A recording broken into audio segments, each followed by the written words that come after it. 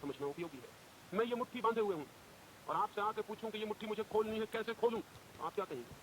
आप कहेंगे बांधो मत, मुट्ठी खुल जाएगी। बांधो मत, खोलने के लिए कुछ भी नहीं करना पड़ता, बांधने के लिए कुछ करना पड़ता है। बांधने के लिए मुझे श्रम करना पड़ रहा है मुट्ठी, अगर मैं न बांधूं तो मुट्ठी खुल जाएगी। खुला होना मुट्ठी का स्वभाव। इसमें दो बातें समझ लेनी जरूरी है। एक, विचार हम कर रहे हैं, पकड़े हुए हैं, इसलिए चल रहा है। ये मत पूछे कि हम विचार को कैसे छोड़ें, ये पूछे कि हम विचार को कैसे पकड़े हुए हैं। पकड़ने की तरकीब ख्याल में आ जाए तो छूटना अपने आप हो जाएगा। हम पकड़े कैसे हुए? पकड़ने की तरकीब है तादात्म्य, आइडेंटिटी। हम प्रत्येक विचार के साथ अपना तादात्म्य कर लेते हैं। क्रोध आया और आप कहते हैं कि मुझे क्रोध आ गया।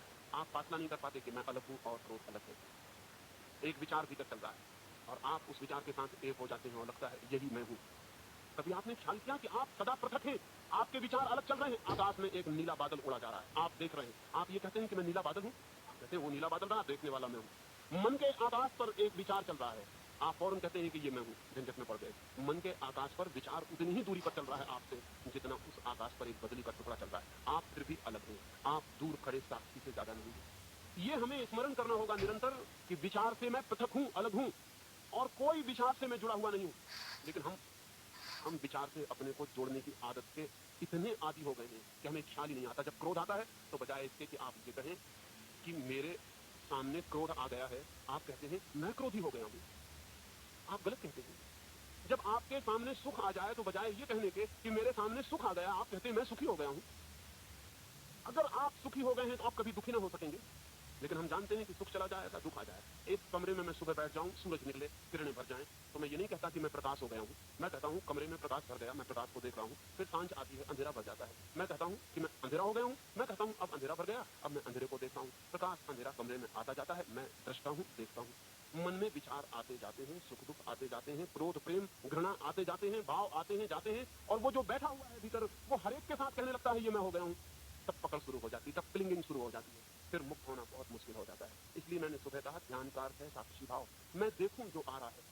एक सम्राट ने अपने वजीरों को कहा कि मैं तुमसे एक ऐसा सूत्र चाहता हूं जो मुझे हर स्थिति में काम दे सके। सुख आए तो काम दे, दुख आए तो काम दे, मुझे एक सूत्र इस ताबीज पर लिख दो जो हर स्थिति में काम दे। वजीर बड़ी मुश्किल में पड़ गए, क्या लिखें, ऐसा कौन सा सूत्र हो जो हर जगह काम दे। फिर उन्होंने एक फकीर को पूछा, फकीर ने एक ताबीज दे दिया और उसमें एक कागज की पुड़िया लिख के रखी और कहा कि जब सुख दुख आए इसे खोल के पढ़ लेना। राजा पर सुख आया, उसने ताबीज खोला, दुख आया, ताबीज खोला, उसमें सिर्फ एक छोटा सा वाक्य लिखा था दिस टू विल पास, ये भी चला जाएगा। इतना ही लिखा था उस कागज पर, दिस टू विल पास। सुख आया, राजा ने पढ़ा, ये भी चला जाएगा, और राजा पृथक हो गया, क्योंकि जो चला जाएगा वो मैं नहीं हो सकता हूं, मैं तो बच रहूंगा। फिर दुख आया और राजा ने पढ़ा, ये भी चला जाएगा, और राजा अलग हो गया, क्योंकि जो चला जाएगा वो तो मैं नहीं हूं। मुझ पर चीजें आती हैं जाती हैं, मैं तो अलग हूं। इस पृथकता को खोजना ही साक्षी भाव है। तो ये मत पूछें कि हम विचार को कैसे रोकें। रोकने की कोई जरूरत नहीं, विचार को आने दें, जाने दें। आप पृथक हो जाएं, आप अलग हो जाएं, आप भिन्न हो जाएं, आप जान सकें कि मैं अलग हूं, तो विचार धीरे धीरे अपने आप विसर्जित हो जाते हैं, उन पर पकड़ छूट जाती है। फिर वही रह जाता है जो है अकेला। उस अकेले में जो अनुभव होते हैं निर्विचार के, वे ध्यान के अनुभव। लेकिन हम क्या करते हैं, हम विचार से लड़के तो कभी आप विचार को अलग नहीं कर सकते। ध्यान रहे, लड़ना तो बुलाने का उपाय है। अगर किसी विचार से आप लड़े और आपने कहा इसे मैं अलग करके रहूंगा, बस फिर आप मुश्किल में पड़ जाएंगे। फिर उस विचार से कभी आप मुक्त ना हो सकेंगे। आप जितना लड़ेंगे उतना ही वो आएगा, क्योंकि जितना आप लड़ेंगे उतना ही आप मान रहे हैं कि मैं उससे एक हूं। नहीं तो लड़ेंगे क्यों? लड़ने की क्या जरूरत? वो अलग है, मैं अलग हूं, वो आया है चला जाएगा, मुझे क्या प्रयोजन है? लेकिन हम लड़के, मैंने सुना है तिब्बत में एक फकीर था, उसके पास एक आदमी आया और उसने कहा मुझे एक मंत्र दे दे, मैं कोई सिद्धि करना चाहता हूँ। फकीर ने कहा मेरे पास कोई मंत्र नहीं। लेकिन नहीं माना वो व्यक्ति, पैर पकड़ लिए, हाथ जोड़ने लगा, दे ही दे। तो फकीर ने कागज पर एक मंत्र दे दिया और कहा इसे 5 बार पढ़ लेना। फिर तो वो आदमी भागा, उसने लौट के धन्यवाद भी ना दिया। वो मंदिर की सीढ़ियां उतरता था, तब वो फकीर चिल्लाया कि ठहरो, मैं एक बात भूल गया, एक शर्त बताना भूल गया। ध्यान रहे, बंदर का स्मरण ना आए जब तुम ये मंत्र पढ़ो। अगर बंदर का स्मरण आया, मंत्र बेकार हो जाएगा। बंदर दुश्मन है इस मंत्र का। उस आदमी ने कहा मुझे कभी बंदर का स्मरण जिंदगी हो गई नहीं आया, इसकी फिक्र मत करो। लेकिन भूल हो गई, पूरी सीढ़ियां उतरना भी मुश्किल हो गया, बंदर का स्मरण शुरू हो गया। रास्ते पर घर की तरफ चला और बंदर चारों तरफ मन में घूमने लगे। बहुत आंख बंद करता है, बंदरों को भगाता है, लेकिन बंदर जोर से आते। घर पहुंचा, स्नान करता है, लेकिन बंदर को गिरते चले जाते हैं। रात हो गई, मंत्र लेके बैठता है, हाथ में मंत्र है, लेकिन भीतर बंदर है। तो घबरा गया, उसने कहा इन बंदरों से कोई संबंध कभी नहीं रहा, आज क्या हो गया है? क्या ये बंदर 5 मिनट के लिए भी ना रुकेंगे? रात भर मुश्किल हो गई, लेकिन 5 मिनट के लिए बंदर से छुटकारा नहीं। सुबह तो पागल हो गया, जाके मंत्र वापस लौटा दिया उस फकीर को, कहा क्षमा करो, अगले जन्म में हो सकती है अब ये सिद्धि। फकीर ने कहा क्यों, क्या बात है? उसने कहा वो बंदर जान दिए दे रहे हैं और अब उनसे छुटकारा इस जन्म में नहीं हो सकता। और तुम्हें अगर मालूम था कि बंदर से बाधा है तो एक दिन रुक जाते, बाद में बता देते। तो ये सिद्ध हो जाता मंत्र। अब ये नहीं हो सकेगा। उस वकील ने कहा मैं क्या कर सकता हूँ, यही शर्त है, ये शर्त पूरी करनी जरूरी है। क्या हो गया, उस आदमी को बंदर से किसी छुटकारा नहीं होता। जिस विचार से हम लड़ते हैं उस विचार पर हम केंद्रित हो जाते हैं, जिस विचार से हम लड़ते हैं उस विचार से हम हिप्नोटाइज्ड हो जाते हैं, जिस विचार से हम हटना चाहते हैं सारा चित्त उसी पर केंद्रित हो जाता है। किसी को भुलाने की कोशिश करो फिर मुश्किल हो जाएगी, वो नहीं भूलेगा। प्रेमियों से पूछो, प्रेमिकाओं को भुलाने की कोशिश बहुत मुश्किल हो जाती है। जिनको नहीं भुलाना वे भूल जाते हैं, जिनको भुलाना है वे कभी नहीं भूलते। चित्त की आदत है, जिससे लड़ोगे चित्त वहीं केंद्रित हो जाएगा। एक नया नया आदमी साइकिल सीखता है, रास्ते पर एक पत्थर पड़ा है, इतना बड़ा रास्ता है 60 फीट चौड़ा, लेकिन वो पत्थर उसे दिखा कि वो डरता है कहीं पत्थर से न टकरा जाऊं। अब अगर कोई निशानेबाज भी 60 फीट रास्ते पर पत्थर से टकराना चाहे तो चूकने की संभावना ज्यादा है, लेकिन ये सज्जन टकराएंगे, ये नहीं बच सकते। 60 फीट रास्ता अब इनको दिखाई ना पड़ेगा, अब इनको वो पत्थर ही दिखाई पड़ेगा। अब इनका चाक घूमा और इनके प्राण घबराए और ये हिप्नोटाइज हुए उस पत्थर से। अब इनकी साइकिल चली उस तरफ, ये उससे टकराएंगे। आदमी जिससे बचना चाहता है उसी से टकरा जाता है, आदमी जिससे भागना चाहता है उसी से गिर जाता है। पूछो ब्रह्मचारियों से, सिवाय स्त्रियों के और किसी का दर्शन नहीं होता, हो ही नहीं सकता। अगर भगवान भी प्रकट होंगे तो स्त्री की शक्ल में ही प्रकट होंगे, और किसी शक्ल में वो प्रकट नहीं हो सकते। ब्रह्मचारी का कष्ट है बेचारे का, वो सेक्स से लड़ रहा है और सेक्स से गिर गया। इसलिए तो ऋषि मुनि स्त्रियों के लिए इतनी नाराजगी जाहिर करते हैं। ये नाराजगी किसके लिए? वो जो स्त्रियां उनको घेर लेती हैं उनके लिए, असली स्त्रियों के लिए नहीं। असली स्त्रियों से क्या मतलब? ऋषि मुनि कहते हैं स्त्री ने रखा द्वार है, स्त्री से बचो। ये किससे बचने के लिए कह रहा है? वो जो भीतर स्त्री उनको घेरती, और घेरती क्यों है? स्त्री से भागते हैं इसलिए स्त्री घेरती। जिससे भागोगे वो घेर लेगा, जिससे बचोगे वो पकड़ लेगा, जिसको हटाओगे वो आ जाएगा, जिसको कहोगे मत आओ वो समझ जाएगा कि डर गए हो, आना जरूरी है, आ जाए। चित्त से लड़ना, चित्त के विचार से लड़ना आत्मघातक है, फिर वही उलझन हो जाएगी। इससे बचना जरूरी है। बचेंगे कैसे? बचने के लिए आवश्यक है कि विचार से लड़ो ही मत। सेक्स से मुक्त होना हो तो सेक्स से लड़ो मत, साक्षी बनो। क्रोध से मुक्त होना हो लड़ो मत, साक्षी बनो। जिससे मुक्त होना हो उसे देखो और जानो कि मैं पृथक हूं, वो पृथक है। दूरी है, फासला है, दोनों के बीच अनंत फासला है। मैं अलग हूं, वो अलग, और सच्चाई यही है। और जितनी ये स्पष्टता गहरी होगी कि मैं अलग हूं, उतनी हंसी आएगी कि मैं किससे लड़ूं? जो जिससे कोई झगड़ा ही नहीं, जिससे कोई संबंध नहीं, उससे लड़ने की जरूरत क्या है? और तब जिससे लड़ना बंद हो जाता है। जैसा मैंने कहा, लड़ने से आती है कोई चीज, न लड़ने से जाने लगती है। विचार की जो धाराएं हमारे चित्त पर दौड़ती हैं, कभी उनके मात्र निरीक्षक हो जाए। जैसे कोई नदी के किनारे बैठा हो और नदी की भागती हुई धार को देखे, सिर्फ किनारे बैठा हो और देखे। या जैसे कोई जंगल में बैठा हो, पक्षियों की उड़ती हुई कतार को देखे, सिर्फ बैठा हो और देखे। या कोई वर्षा के आकाश को देखे और बादलों की दौड़ती हुई भागती पंक्तियों को देखे। वैसे ही अपने मन के आकाश में विचार के दौड़ते हुए मेघों को, विचार के उड़ते हुए पक्षियों को, विचार की बहती हुई नदी को चुपचाप तट पर खड़े होकर देखें। जैसे हम किनारे पर बैठे हैं और विचार को देख रहे हैं। विचार को उन्मुक्त छोड़ दें, विचार को बहने दें और भागने दें और दौड़ने दें, और आप चुप बैठ के देखें। आप कुछ भी ना करें, कोई छेड़छाड़ ना करें, कोई रुकाव ना डालें, कोई दमन ना करें। कोई विचार आता हो तो रोके ना आता हो तो लाने की चेष्टा ना करें। आप मात्र निरीक्षक हो।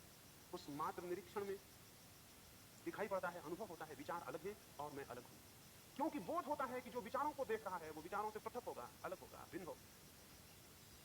और जब ये बोध होता है तो अद्भुत शांति घनी होने लगती है, क्योंकि तब कोई चिंता आपकी नहीं है। आप चिंताओं के बीच में हो सकते हैं, चिंता आपकी नहीं है। आप समस्याओं के बीच में हो सकते हैं, समस्या आपकी नहीं है। आप विचारों से घिरे हो सकते हैं, विचार आप नहीं। और अगर ये ख्याल आ जाए कि मैं विचार नहीं हूं, तो विचारों के प्राण टूटने शुरू हो जाते हैं, विचार निर्जीव होने लगते हैं। विचारों की शक्ति इसमें है कि हम ये समझें कि वो हमारे हैं। जब आप किसी से विवाद करने पर उतर जाते हैं तो आप कहते हैं मेरा विचार, कोई विचार आपका नहीं है। सब विचार अन्य हैं और भिन्न हैं, आपसे अलग हैं। उनका निरीक्षण, एक कहानी कहूं समझ में आए। बुद्ध के पास ऐसा हुआ था, एक राजकुमार दीक्षित हुआ था।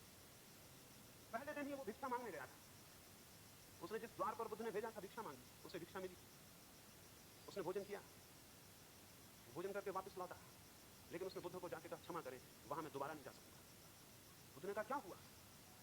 उसने कहा कि ये हुआ कि जब मैं गया 2 मील का फासला था, रास्ते में मुझे वो भोजन स्मरण आए जो मुझे प्रीति करते, और जब मैं उस द्वार पर गया तो उस श्राविका ने वही भोजन बनाए थे। मैं हैरान हुआ, मैंने सोचा संयोग है। लेकिन फिर यह हुआ कि जब मैं भोजन करने बैठा, मेरे मन में यह ख्याल आया कि रोज अपने घर था, भोजन के बाद कुछ विश्राम करता था, आज कौन विश्राम करने को कहेगा? और जब मैं ये सोचता था तभी उस श्राविका ने कहा बनते, अगर भोजन के बाद कुछ रुकेंगे और विश्राम करेंगे तो अनुग्रह होगा, तो कृपा होगी, तो मेरा घर पवित्र होगा। तो मैं हैरान हुआ था, फिर भी मैंने सोचा कि संयोग होगा कि मेरे मन में ख्याल आया और उसने भी कह दिया। फिर मैं लेटा और विश्राम करने को था कि मेरे मन में यह ख्याल उठा कि आज ना अपनी कोई सैया है ना कोई साया है, आज दूसरे का छप्पर और दूसरे की दरी पर, दूसरे की चटाई पर लेटा। और तभी उस श्राविका ने पीछे से कहा भिक्षु, न सैया आपकी है ना मेरी है, और न साया आपका है ना मेरा। और तब मैं घबरा गया, अब संयोग बार बार होने मुश्किल है। मैंने उस श्राविका को कहा क्या मेरे विचार तुम तक पहुंच जाते हैं? या मेरे भीतर चलने वाली विचारधाराएं तुम्हें परिचित हो जाती हैं। उस श्राविका ने कहा, ध्यान को निरंतर करते करते अपने विचार शून्य हो गए हैं और अब दूसरों के विचार भी दिखाई पड़ते हैं। तब मैं घबरा गया और मैं भागा हुआ आया हूं और मैं क्षमा चाहता हूं, कल मैं वहां नहीं जा सकूंगा। बुद्ध ने कहा, क्यों? उसने कहा कि इसलिए कि कैसे कहूं, क्षमा कर दें और ना कहें वहां जाने को। लेकिन बुद्ध ने आग्रह किया और उस भिक्षु को बताना पड़ा। उस भिक्षु ने कहा, उस सुंदर युवती को देखकर मेरे मन में विकार भी उठे थे, वे भी पढ़ लिए गए। मैं किस मुंह से वहां जाऊं? कैसे मैं उस द्वार पर खड़ा होऊंगा? अब दोबारा मैं नहीं जा सकता हूं। बुद्ध ने कहा, वहीं जाना होगा, ये तुम्हारी साधना का हिस्सा है। इस खातिर तुम्हें विचारों के प्रति जागरण पैदा होगा और विचारों के तुम निरीक्षक बन सकोगे। मजबूरी थी, उसे दूसरे दिन फिर जाना पड़ा। लेकिन दूसरे दिन वही आदमी नहीं जा रहा। पहले दिन वो सोया हुआ गया था रास्ते पर, पता भी ना था कि मन में कौन से विचार चल रहे थे। दूसरे दिन वो सजग गया क्योंकि अब डर था। वो होशपूर्वक गया और जब उसके द्वार पर गया तो क्षण भर ठहर गया। सीढ़ियां चढ़ने के पहले अपने को उसने सचेत कर लिया। उसने भीतर आंख गड़ा ली। बुद्ध ने कहा था, भीतर देखना और कुछ मत करना। इतना ही स्मरण रहे कि अनदेखा कोई विचार ना हो, अनदेखा कोई विचार ना हो, बिना देखे हुए कोई विचार निकल ना जाए। इतना ही स्मरण रखना बस। वो सीढ़ियां चढ़ा, अपने भीतर देखता हुआ। उसे अपनी सांस भी दिखाई पड़ने लगी, उसे अपने हाथ पैर का हलन चलन भी दिखाई पड़ने लगा। उसने भोजन किया, एक कौर भी उठाया तो उसे दिखाई पड़ा जैसे कोई और भोजन कर रहा था और वो देखता था। जब आप दर्शक बनेंगे अपने ही, तो आपके भीतर दो तत्व हो जाएंगे, एक जो क्रियमान है और एक जो केवल साक्षी है। आपके भीतर दो हिस्से हो जाएंगे, एक जो करता है और एक जो केवल दृष्टा है। उस घड़ी उसने भोजन किया, लेकिन भोजन कोई और कर रहा था और देख कोई और रहा था। और हमारा मुल्क कहता है और सारी दुनिया के जिन लोगों ने जाना है वे कहते हैं कि जो देख रहा है वो आप हैं और जो कर रहा है वो आप नहीं। उसने देखा, वो हैरान हुआ, वो नाचता हुआ वापस लौटा और उसने बुद्ध को जाके कहा, धन्य है, मुझे कुछ मिल गया। दो अनुभव हुए हैं। एक तो यह अनुभव हुआ कि जब मैं बिल्कुल सजग हो जाता था तो विचार बंद हो जाते थे। एक अनुभव तो यह हुआ कि जब मैं बिल्कुल सजग होकर देखता था भीतर तो विचार बंद हो जाते थे। दूसरा अनुभव यह हुआ कि जब विचार बंद हो जाते थे तब मैंने देखा कर्ता अलग है और दृष्टा अलग है। बुद्ध ने कहा, इतना ही सूत्र है, जो इसे साध लेता है वो सब साध लेता है। विचार के दृष्टा बनना, विचारक नहीं, स्मरण रहे, विचारक नहीं, विचार के दृष्टा। इसलिए हम अपने ऋषियों को दृष्टा कहते हैं, विचारक नहीं। महावीर विचारक नहीं है, बुद्ध विचारक नहीं है, ये दृष्टा है। विचारक तो बीमार आदमी है। विचार वे करते हैं जो जानते नहीं है, जो जानते हैं वे विचार नहीं करते, वे देखते हैं, उन्हें दिखाई पड़ता है, उन्हें दर्शन होता है।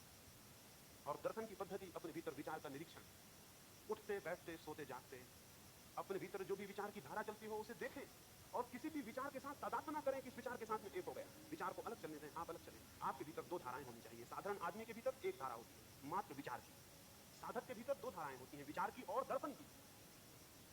साधक के भीतर दो पैरेलल, दो समानांतर धाराएं होती हैं, विचार की और दर्शन की। सामान्य आदमी के भीतर एक धारा होती है, मात्र विचार की। और सिद्ध के भीतर भी एक ही धारा होती है, मात्र दर्शन की। इसे समझ लें, साधारण आदमी के भीतर एक धारा होती है विचार की, दर्शन सोया हुआ होता है।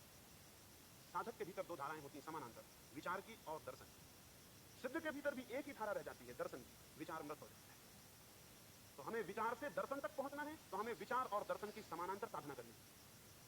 अगर विचार से दर्शन तक पहुंचना है तो हमें विचार की और दर्शन की समानांतर साधना करनी होगी। उसको मैं सम्यक निरीक्षण कह रहा हूं, उसको सम्यक स्मृति कह रहा हूं, उसको महावीर ने विवेक कहा है। विचार और विवेक, जो विचार को भी देखता है वो विवेक है। विचारक मिल जाने तो बहुत आसान है, जिनका विवेक जागृत हो वैसे लोग बहुत कठिन।